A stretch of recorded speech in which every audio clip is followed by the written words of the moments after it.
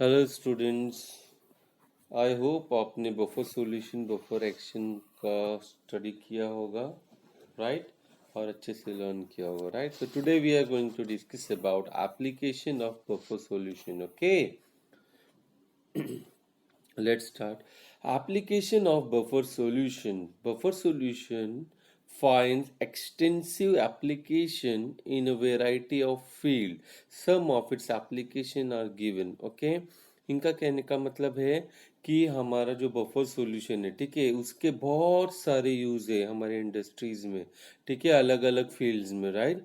तो उसमें से कुछ फील्ड्स को हम लोग डिस्कस करेंगे आज यहाँ पे, ठीक है, जो कि आपके सिलेबस में दिया गया है. Okay, so the first is biochemical system. ठीक है, बायोकेमिकल मीन्स हमारा जो बॉडी से रिलेटेड है. Okay, now pH of blood in our body is maintain at 7.36 to 7.42 and due to buffer.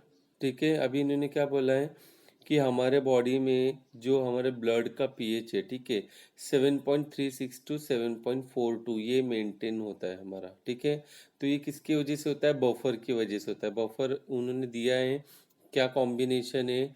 HCO3 minus और H2CO3. ठीक है, ये दोनों हमारा ऐड करते हैं हम लोग और बफर तैयार करते हैं, राइट?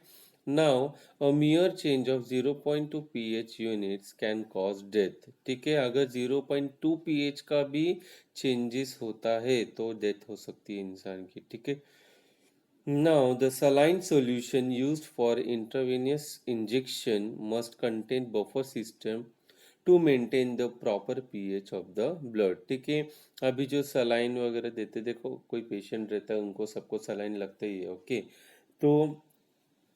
तो सलाइन में क्या होता है? बफर सिस्टम मेंटेन करते हैं हम लोग. ठीक है, क्यों?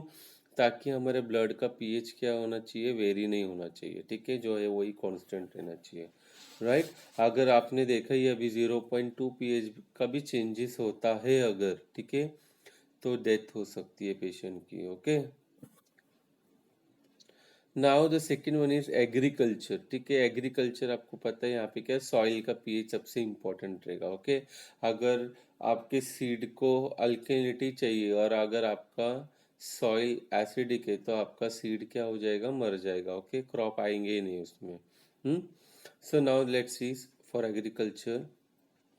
The soils get buffered due to presence of salts such as carbonate, bicarbonate, phosphate, and organic acid.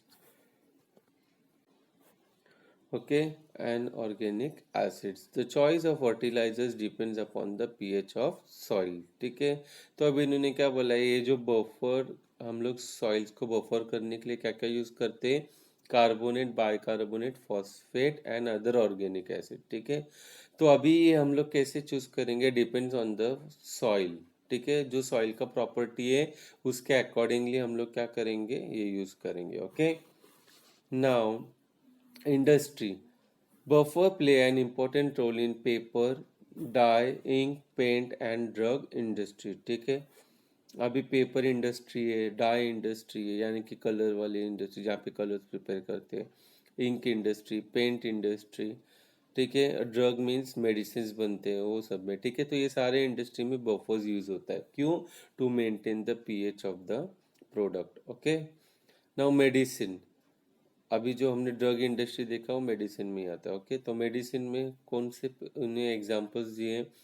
Penicillin. Penicillin क्या है? एंटीबायोटिक है, राइट?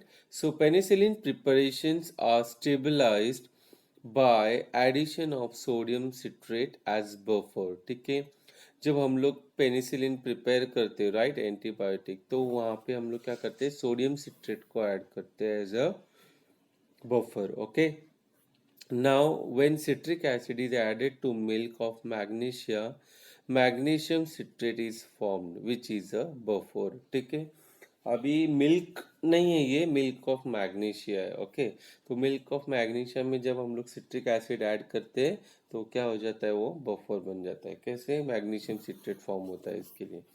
ओके, तो ये सब क्या है? हम लोग प्रिजर्वेशन है. ठीक है, हम लोग प्रिजर्व कर सकते हैं या प्रिपरेशन के लिए खराब ना हो इसके लिए बफर यूज करते हैं. Okay, now analytical chemistry, right, ये हम 11th में पढ़ा था, what is analytical chemistry, right, याद होगा आप लोगों को।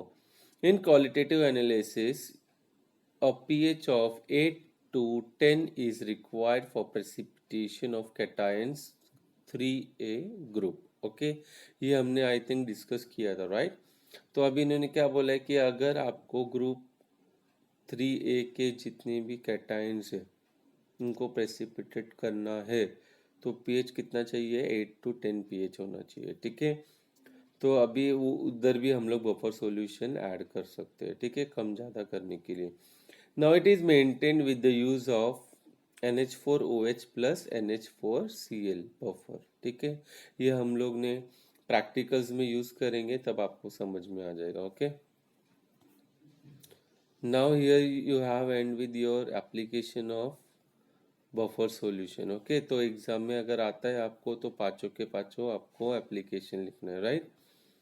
Now next is solubility equilibrium, okay. Hereafter we continue our attention to sparingly soluble compounds, that is compounds those dissolve only slightly in water, ठीक है। समझ में आया क्या बोला कि जो completely dissolve नहीं होते वाटर में, सिर्फ slightly dissolve होते हैं, okay. Now suppose some powdered sparingly soluble salt such as AgCl silver chloride is put into water and stirred vigorously, ठीक है। हम लोग क्या कर रहे हैं, इसका सोडियम ये सिल्वर क्लोराइड का हम लोग क्या कर रहे हैं, सॉल्ट ले रहे हैं, राइट, और वाटर में उसको ऐड करके विग्रेसली मीन्स बहुत जोर से हम लोग क्या करेंगे, स्टर करेंगे, okay. A very small amount of silver chloride dissolve in water to form it saturated solution, ठीक है। इन्होंने क्या बोला है, बहुत ही कम अमाउंट का सिल्वर क्लोराइड क्या होगा उसमें डिजोल्व होगा, okay. Now most of the salt remains undissolved, ठीक है, क्या बोला, बहुत ज़्यादा सॉल्ट ऐसे रहते हैं जो अनडिजॉल्व रहते हैं। नाउ दस solid AgCl is in contact with its saturated solution and AgCl is a strong electrolyte, okay। समझ में आया क्या बोला इन्होंने कि AgCl यानी कि सिल्वर क्लोराइड क्या है आपका, स्ट्रॉन्ग इलेक्ट्रोलाइट है, okay. Now the quantity of AgCl that dissolves in water dissociates completely into its constituents ion Ag plus and Cl minus, okay. A dynamic equilibrium exists between undissolved solid AgCl and the dissolved ion Ag plus and Cl minus ion in the saturated solution, ठीक है। अभी इन्होंने यहाँ पे क्या बोला है कि जब आप AgCl को डिसॉल्व करते हो पानी में, ठीक है, तो वो कंप्लीटली डिसोसिएट हो जाएगा, ओके, Ag प्लस और Cl माइनस आयन में, ओके। और तो अभी ये जो Ag प्लस और Cl माइनस आयन है, ठीक है, ये इक्विलिब्रियम अटेंड करेंगे, राइट, यस, सैचुरेटेड सॉल्यूशन में। Now this equilibrium called solubility equilibrium, ठीक है। और यही इक्विलिब्रियम को हम लोग क्या बोलेंगे, solubility equilibrium, okay.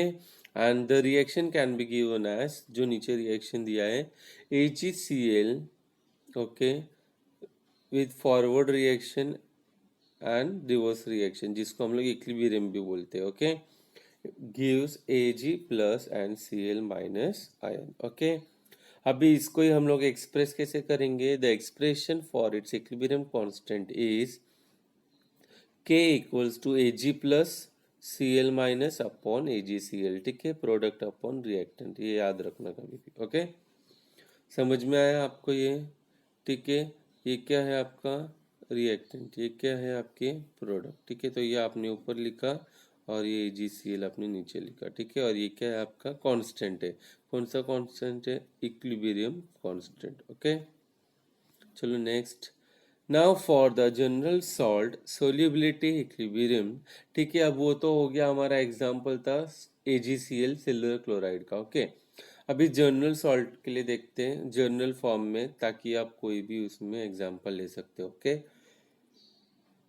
BxAy, BxAy gives you XBy plus, yes, ion and YAX minus ion, ठीक है। Understood. Now the solubility product is KSP यानी कि constant solubility product. Okay. Now KSP equals to BY plus ion raise to x and AX minus ion raise to y. ठीक है, x और y क्या है आपको पता है. यस, नंबर ऑफ मोल्स है, राइट. और बाकी तो आपको पता है. Okay. Now thus in saturated solution of sparingly soluble salt, the product of equilibrium concentration of the constituent ions raised to the power equal to the respective coefficients in the balance equilibrium expression at a given temperature is called solubility product. ठीक है. एकदम simple language में क्या बताया इन्होंने कि अगर एक गिवन टेम्परेचर में, ठीक है, अगर आपका सॉल्ट जो कि स्पेरिंगली सोल्यूबल है, ठीक है, यानी कि इजीली आपका क्या हो रहा है वो सोल्यूबल है, ठीक है, तो सॉल्यूशन में डिसोसिएट होगा और डिसोसिएट होने के बाद में जो उसके आयंस रहेंगे वो इक्विलिब्रियम अटेंड करेंगे. ओके. अंडरस्टूड. यही उन्होंने समझाया. तो इसको हम लोग क्या बोलेंगे, solubility product. Understood. Very simple. लेकिन आपको ये एग्जाम में पूरा लिखना है. Okay.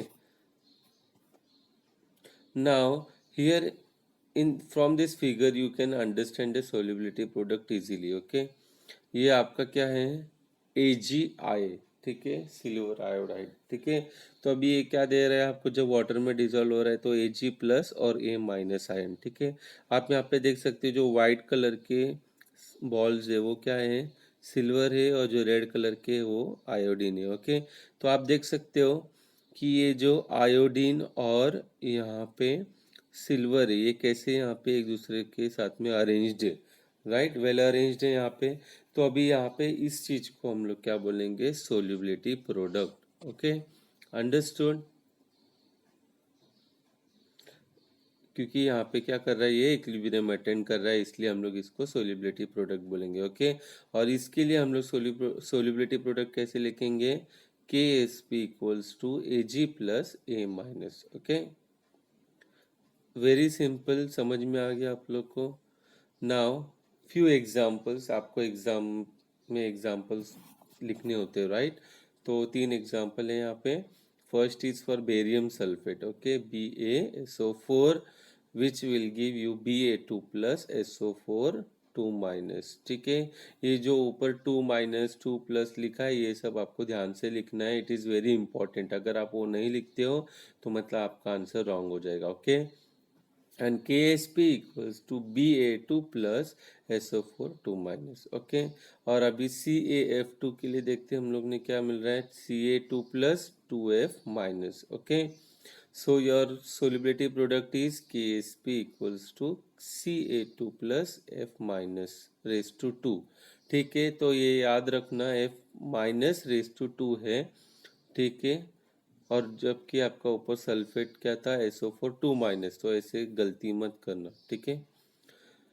Now in third example Bi2S3. Okay, which will give you 2Bi3 plus and 3S2 minus. Okay. Solubility product क्या है इसका, Bi3 plus raise to 2 S2 minus raise to 3. ठीक है.